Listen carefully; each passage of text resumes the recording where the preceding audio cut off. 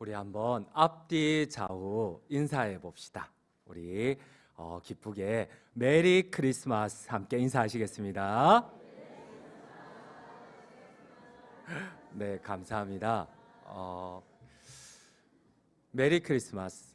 이 메리라는 뜻은 행복하게 즐겁게라는 겁니다. 근데 여러분들 표정을 보니까 행복하지 않아요. 저희 고등학생 자녀 표현을 빌자면 썩소를 짓고 계세요. 우리 행복하게 즐겁게, 이 그리스도라는 것은 그리스도라는 뜻이잖아요. 이 마스라는 것은 경배합시다, 예배합시다 이런 거거든요. 즐겁게 예수 그리스도를 예배합시다, 경배합시다 이런 뜻이거든요. 우리 한번 진짜 즐겁게 행복하게 다시 한번 인사하겠습니다. 메리 크리스마스. 네, 여전히 안 되시는 분들이 많지만은 그냥 설교하겠습니다. 오늘 성경을 보니까 특별히 특이한 표현을 해요. 요셉을 향하여서 의로운 사람이라고 전제를 해요. 여러분, 성경은 명시를 합니다. 사람 가운데, 죄인 가운데 의로운 자는 없다고 합니다. 로마서는 이렇게 얘기를 합니다. 의인은 없나니 하나도 없다고 하는데, 근데 오늘 성경은 요셉을 향하여서 의인이라고 합니다. 우리 한번 오늘 본문 19절을 함께 읽도록 하겠습니다. 19절입니다. 그의 남편 요셉은 의로운 사람이라 그를 드러내지 아니하고 가만히 끊고자 하여, 여기 의롭다는 이 디카이오스 헬라어는 바로 거룩한이라는 뜻입니다. 여러분, 사람 가운데, 죄인 가운데 누가 감히 의로운 자요, 누가 감히 거룩한 자가 될 수 있겠습니까? 여러분, 그런데 성경은 오늘 이 요셉을 의로운 자, 거룩한 자라고 기록을 해요. 여러분, 로마서는 기록된 바 의인은 하나도 없다고 합니다. 우리 함께 로마서 3장 10절을 함께 읽도록 하겠습니다. 3장 10절입니다. 기록된 바 의인은 없나니 하나도 없으며. 그런데 왜 거룩한 성경책에 요셉을 의로운 자, 거룩한 자라고 하나님께서 직접 기록을 하실까요? 그 이유가 무엇일까요? 성경은 오늘 요셉이 인간이지만 죄인이지만 그럼에도 불구하고 거룩한 성경책에 의인이요 거룩한 자라고 기록될 수 있었던 이유를 이렇게 말씀을 합니다. 마리아의 임신을 드러내지 않고 가만히 끊고자 하였기 때문에 요셉을 의로운 자, 거룩한 자라고 합니다. 그렇습니다. 요셉은 사랑하는 연인 마리아와 정혼을 했어요. 그런데 청천벽력과 같은 소식을 듣습니다. 바로 마리아의 임신 소식입니다. 배우자인 요셉은, 남편인 요셉은 마리아와 잠자리를 갖지 않았어요. 때문에 마리아의 임신 소식은 아내의 부정을 의미합니다. 아내의 간음을 의미를 합니다. 우리 한번 오늘 본문 첫 절 18절을 함께 읽도록 하겠습니다. 예수 그리스도의 나심은 이러하니라. 그의 어머니 마리아가 요셉과 약혼하고 동거하기 전에 성령으로 잉태된 것이 나타났더니, 여러분, 요셉은 성령으로 마리아가 잉태된 것을 모릅니다. 그런데 아내가 동침하지 않았는데, 관계하지 않았는데, 남편인 나와 함께하지 않았는데 임신을 했어요. 모세의 율법에 의하면 남편과 관계하지 않은 채로 임신한 간음한 여인은 돌로 죽임을 당하는 중범죄자입니다. 우리 하면 신명기 율법 신명기 22장 23절 24절을 함께 읽도록 하겠습니다. 처녀인 여자가 남자와 약혼한 후에 어떤 남자가 그를 성읍 중에서 만나 동침하면 너희는 그들을 둘 다 성읍 문으로 끌어내고 그들을 돌로 쳐 죽일 것이니 그 처녀는 성 안에 있으면서도 소리 지르지 아니하였으며 그 남자는 그 이웃의 아내를 욕보였습니다. 너는 이같이 하여 너희 가운데서 악을 제할지니라. 그렇습니다. 여러분, 오늘 요셉이 어떻게 의인이 될 수 있습니까? 요셉은 아내를 돌로 쳐 죽일 수 있었어요. 자기하고 상관없는 부정을 저지른 여자를 돌로 쳐 죽일 수 있었지만 요셉은 용서를 하고 가만히 끊고자 하였습니다. 그래서 오늘 성경은 의인은 하나도 없나니 인간 중에는 그 누구도 의인이 될 수 없다. 그럼에도 불구하고 성경은 요셉을 거룩한 자, 의인이라 거룩한 성경책에 기록을 하고 있습니다. 근데 여러분, 당시 시대적 상황엔 아내가 불륜을 저지른 경우 파혼을 할 때 두 가지 방법이 있습니다. 방금처럼 공개적으로 아내의 책임을 묻고 부정한 여인을 돌로 쳐 죽이는 겁니다. 그런데 이것이 율법이 정한 규정인데, 둘째 방법은 가만히 끊고자 하는 겁니다. 이는 아내의 책임이 아니라 남편의 잘못입니다. 그 당시는 남자 중심의 사회입니다. 우리 조선시대보다도 더 엄격한 남존 여비의 사상이 있는 곳이 예수님 시대의 이스라엘입니다. 남자가 여자를 받아들일 때 보니까 마음에 들지를 않아요. 그래서 남자의 책임으로 내가 내 마음에 들지 않으니까 내가 파혼하겠다, 이렇게 남자의 책임으로 돌리고 이혼 증서를 써서 보내주면 여자는 죄 없이 파혼이 됩니다. 우리 함께 신명기 24장 1절 말씀을 함께 읽도록 하겠습니다. 사람이 아내를 맞이하여 데려온 후에 그에게 수치되는 일이 있음을 발견하고 그를 기뻐하지 아니하면 이혼 증서를 써서 그의 손에 주고 그를 자기 집에서 내보낼 것이요. 그렇습니다. 여러분, 두 가지 방법 가운데 요셉이 선택한 것은 두 번째 방법입니다. 아내의 책임을 묻고 나하고 상관없는, 남편과 상관없는 임신한 여인을 돌로 쳐 죽일 수 있지만, 이 요셉이 선택한 것은 자기 책임으로 자기가 감싸 안고 그냥 내가 싫어서 이혼한 것처럼, 파혼한 것처럼 여자를 보내주는 방법을 요셉은 선택을 합니다. 그래서 요셉은 두 번째 방법을 택함으로써 자기가 이 아내의, 마리아의 잘못을 자기가 책임을 지고 자기가 짊어집니다. 그러므로 오늘 성경은 이 요셉을 향하여서 의인이라고 기록을 하고 있습니다. 그런데 여러분, 우리는 쉽게 성경에 기록되어 있지만 그냥 요셉이 용서했다 이렇게 지나치는데, 진짜 남편이 자기와 상관없는 아이를 임신했을 때, 출산할 때 남편이, 여러분, 이거 용서할 수 있을까요? 여러분, 성경이 왜 요셉을 의인이라 기록을 할까요? 이 부분을 한번 꼭 짚고 한번 넘어갑시다. 여러분, 여기 남편분들 많으십니다. 다들 고개를 숙이는데 저를 한번 봐주세요.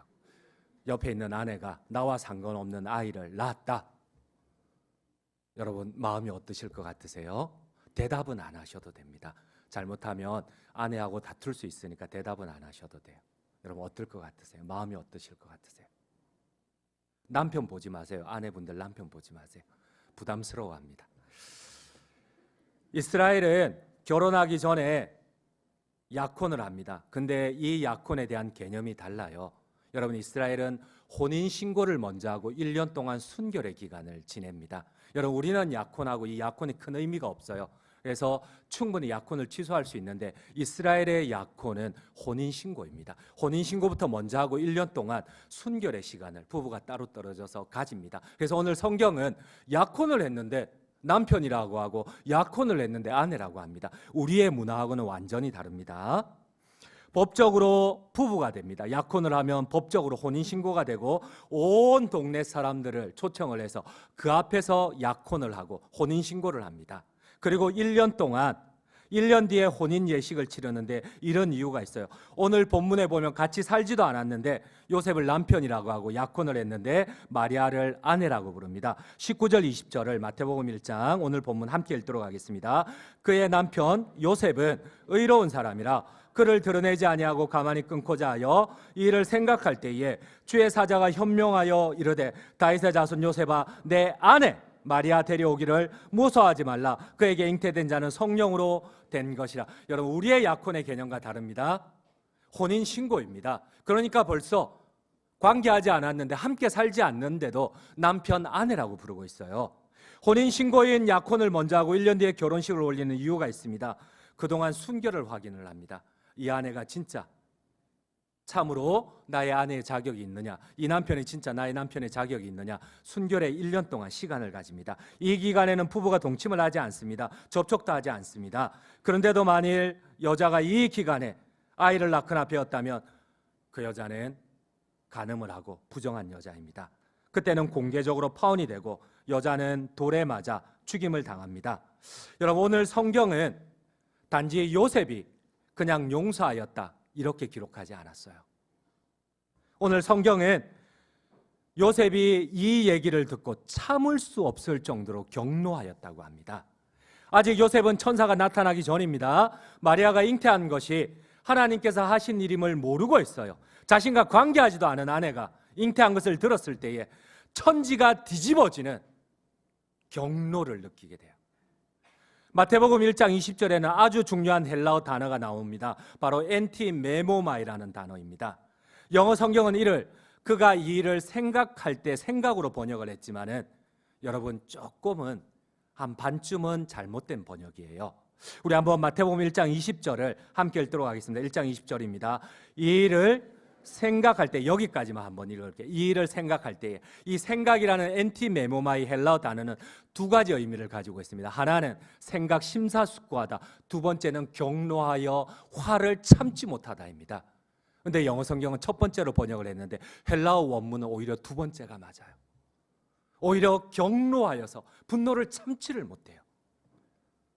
여러분, 특별히 이 엔티메모마이의 어근인 디모스의 단어가 헬라어 성경에 보면은 또 다른 한 군데가 사용되었어요. 그 디모스가 사용된 그 상황은 이런 상황입니다. 예수님께서 많은 사람들 앞에 나는 하나님이다 이 얘기를 했을 때에 막 유대인들이 미쳐버리고 저게 하나님의 이름을 망령되일 거라 그러면서 다들 얼음 주먹만한 돌멩이를 하나 죠. 그리고 던지려고 해요. 이때 사용된 단어가 이 엔티메모마이의 디모스라는 단어입니다. 그렇습니다. 똑같은 단어가 지금 오늘 요셉에게 사용이 돼요. 지금 돌을 들어 경노해서 아내를 때려 죽이고 싶을 정도로 이 요셉은 경노하고 있습니다. 심사숙고해도, 아무리 심사숙고해도 요셉은 참을 수가 없었어요. 아내를 죽여야만 돼. 자기 약혼자가 아기를 가졌다는 말을 들었을 때 요셉은 가만히 그냥 생각만 할 수 있었을까요? 여러분들, 정말 내 아내가 나와 상관없는, 내가 어디 출장 갔다 왔는데 아이를 덜커덕 낳았다, 여러분 이게 그냥 생각만 할 일입니까? 뭐 여러분들은 다 주님을 닮아서 마음이 괜찮은 것 같은데 저만 이상한 것 같네요. 진짜 이게요 쉽지 않은 일이에요. 정말 쉽지 않은 일이에요. 이게 우리는 그냥 성경에 기록된 단어로 끝이 나지만 이 당시에 하나님이 요셉을 의인으로 기록할 만할 정도의 그 상황은 정말 쉽지 않은 상황입니다.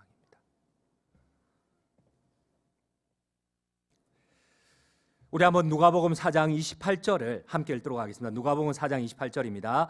회당에 있는 자들이 이것을 듣고 다 크게 화가 나서, 여러분 이 화가 나서가 엔티메모마이입니다. 그들이 돌을 들어 쳐 죽일 정도로 경노했을 때 이 엔티메모마이를 똑같은 상황에서 신약 성경에 보면 딱 두 군데 사용하고 있어요. 여러분, 요셉의 마음이 이러했습니다. 지지난 달인가요? 인터넷에 보니까 여러분 질투에 대해서 이런 살인 사건이 있더라고요. 정말 오늘 같은 날 좀 소개하기가 그런데 그래도 한번 여러분들이 한번 요셉의 마음을 한번 느껴보셔요. 우리 한번 PPT를 한번 열어주시겠습니까? 얼마 전에 토막 살인 사건이 났어요. 육군 중령이 자기가 좋아하는 내연녀가 이렇게 떠난다고 하자 그걸 분노를 참지 못하고 이렇게 치정 사건을 벌였어요.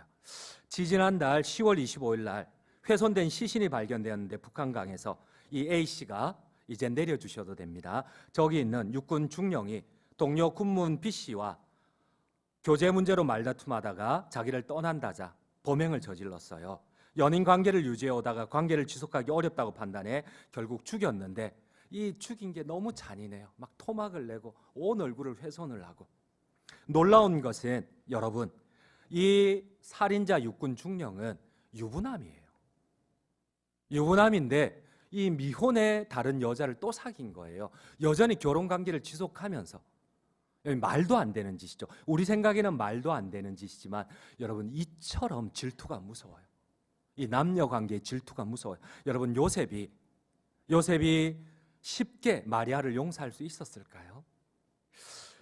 여러분, 김복준 범죄학 연구소 연구위원은 30년 동안 살인 사건을 다루었는데 살인 현장에 가보면 독특한 특징이 하나 있는데 사체가 이처럼 토막으로 나 있든지 얼굴을 훼손할 수 없을 정도로 확인할 수 없을 정도로 훼손된 신체는 100% 치정 관계라고 합니다. 거의 99%가 남녀 관계라고 합니다. 여러분, 남녀 관계가 그만큼 무서워요. 혹시 지금 사귀고 있는 자매분들 계세요? 이 남자의 90%는 이 용서할 수 없다고 합니다. 헤어질 때에. 여러분, 혹시 남자친구 옆에 있어요? 조심하시기 바랍니다. 농담이고, 뭐 우리 자녀들이야 그렇지 않죠, 그죠? 우리 자녀들은 훌륭하고 인격적입니다. 그런데 여러분, 90% 이상이 남자들이 질투를 못 이긴다고 합니다. 그런데 여러분, 연인 관계도 이 정도인데, 유부남도 미혼녀에 대해서 이 정도인데, 요셉이 자기 아내입니다. 자기하고 관계하지 않은 아내입니다. 아이를 출생을 했어요. 여러분, 참을 수 있을까요? 사랑하는 성도님 여러분, 요셉의 분노가 느껴지십니까? 성경은 요셉이 크게 화가 나서 격노해서 돌려치려 할 정도로 속이 뒤집어졌다고 합니다.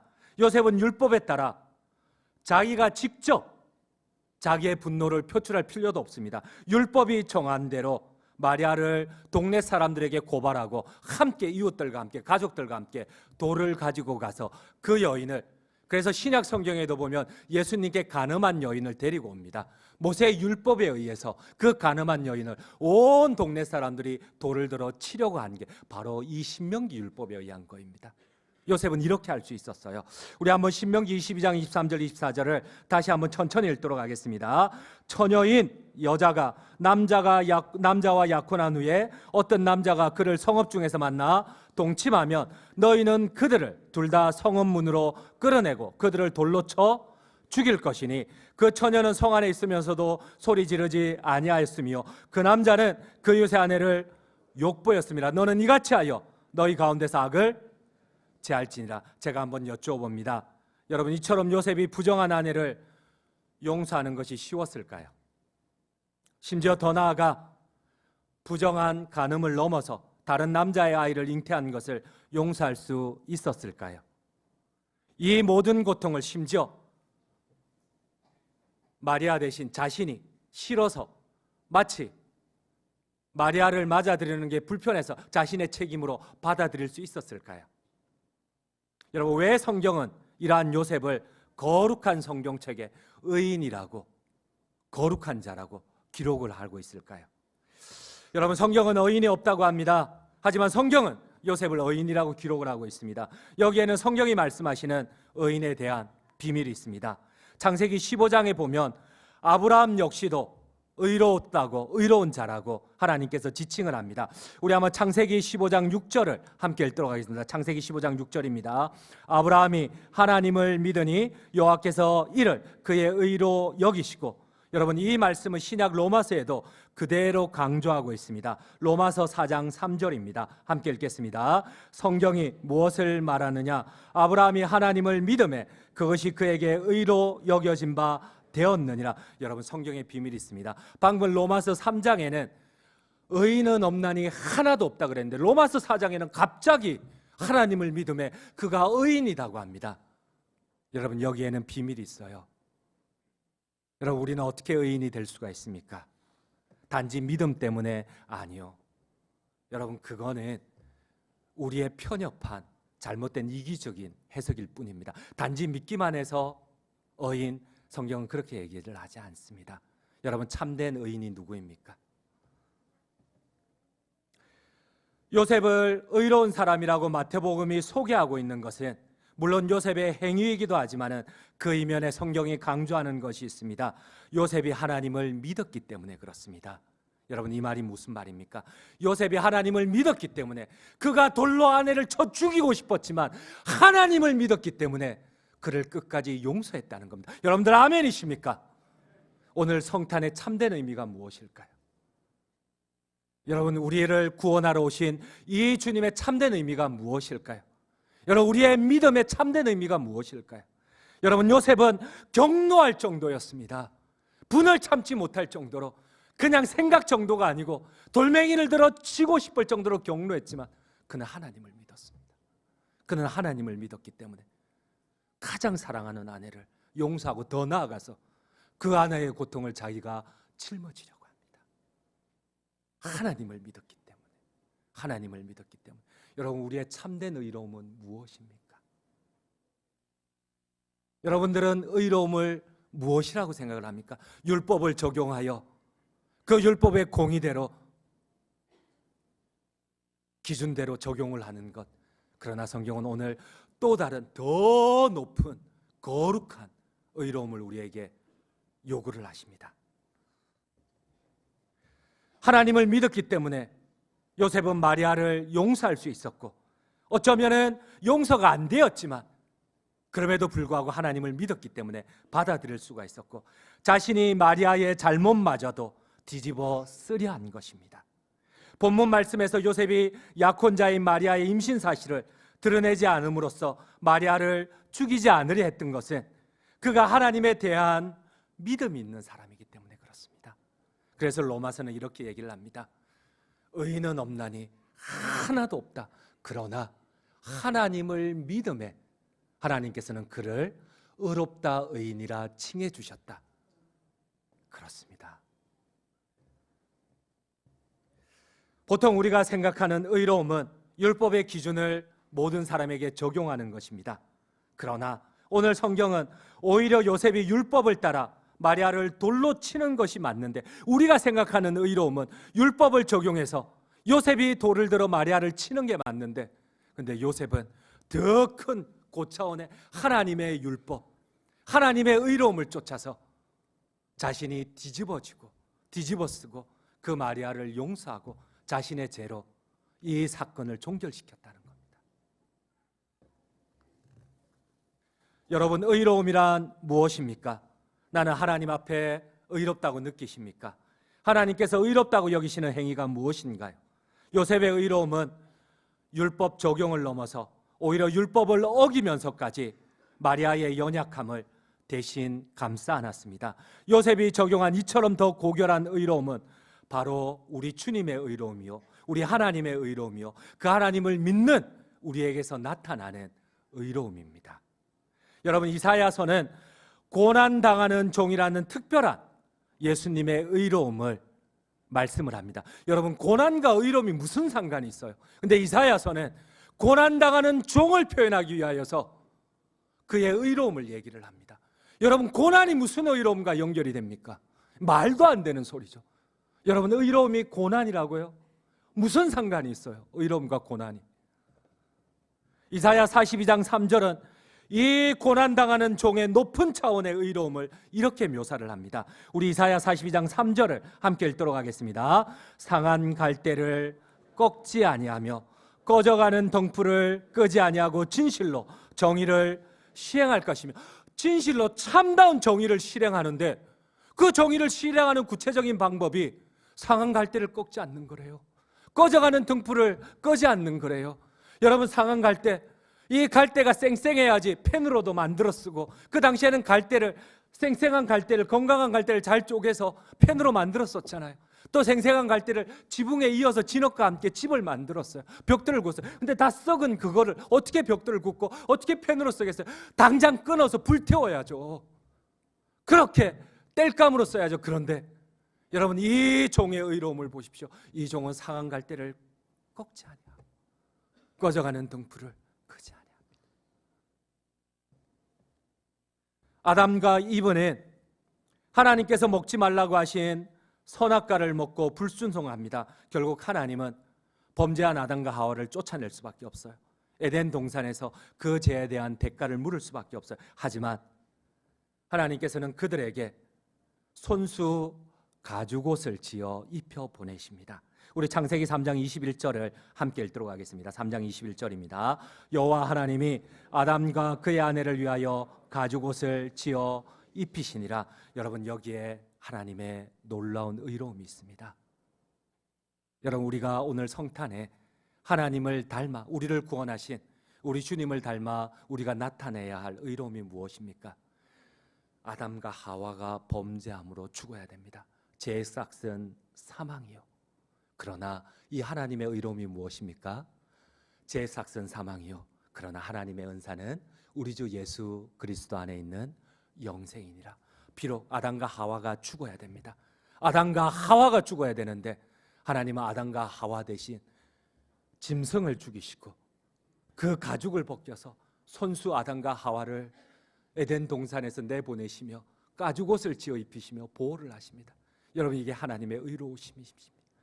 여러분, 우리 주님이 이 하나님의 의로움을 쫓아서 이 땅에 오셨어요. 오늘 성탄절에 오셨어요. 여러분들 아멘이십니까? 우리 PPT 두 번째를 보시도록 하겠습니다. 그렇습니다. 하나님의 의로움이 무엇입니까? 아담과 하와를 죽여야 되는데 그 범죄함 때문에 죄의 싹슨 사망이라는 아담과 하와를 죽여야 되는데 하나님은 어쩔 수 없이 그들을 에덴 동산에서 내어 쫓으시면서 아담과 하와 대신 다른 생명을 죽이시고 그 가죽옷을 벗겨서 손수 아담과 하와를 보호하시며 에덴 동산에서 내어 보내시고, 그리고 난 다음에 다시 하나님의 천국 에덴으로, 천국 영생으로 이들을 불러들이기 위하여서 스스로 인간의 몸을 입고 오늘 이 땅에 오셔서 2000년 전에 스스로 아담과 하와 대신 죽은 그 짐승을 대신하여 이제는 우리 주 예수께서 대신 십자가에 죽으십니다. 여러분들 아멘이십니까? 성탄의 참된 의미를 아십니까? 그러므로 결론을 맺도록 하겠습니다. 오늘 성탄의 참된 정신인 하나님의 긍휼을 닮아 여러분, 우리가 참된 의로움, 더 고차원적인 의로움, 내가 연약한 자들의 연약함을 짊어지는 참으로 성탄에 오신 주님을 닮은 모든 신실한 참된 제자들 되시기를 간절히 주님의 이름으로 축원드립니다.